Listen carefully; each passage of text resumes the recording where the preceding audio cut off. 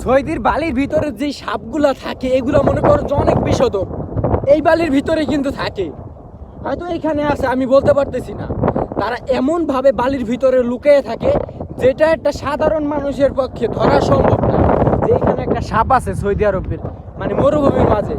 মানে সেম এই যে বালি আছে না, সেম এই বালির কালারই কিন্তু সাপ। আপনি ধরতে পারবেন না, আপনার সামনে এখানে ফালাই রাখবো, তারপর আপনি ধরতে পারবেন না যে এখানে একটা সাপ আছে।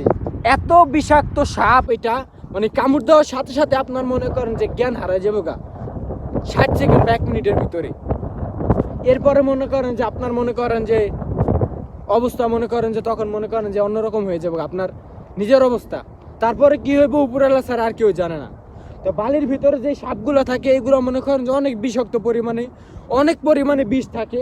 এখানেও থাকতে পারে, আমার পিছনে এই ঝোপের ভিতরেও কিন্তু থাকতে পারে। এই ঝোপগুলো কিন্তু অনেক বড়, হয়তো ছোট দেখা যাইতেছে, অনেক বড় কিন্তু। এরপর মনে করেন যে এইদিকেও থাকতে পারে, আমি কিন্তু বলতে পারি না। তবে আমি এখনো দেখি নাই যে সৌদি আরবের সাপগুলা, তবে আমি শুনছি যে এটাগুলো অনেক বিষাক্ত পরিমাণে, মানে অনেক পরিমাণে বিষ থাকে।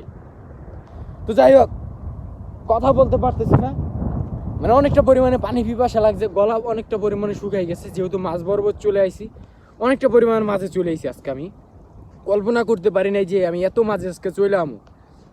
আর এইদিকে কিন্তু হইতেছে মনে করেন যে হাইওয়ে রোডটা, আমার যাইতে অনেক সময় লাগবে, কারণ একা চলে আইছি আজকে মরুভূমির মাঝে, একা চলে আইছি। যাই হোক, ভিডিওগুলো অবশ্যই দেখবেন, আমার চ্যানেলে যারা আছেন অবশ্যই সাবস্ক্রাইব করবেন।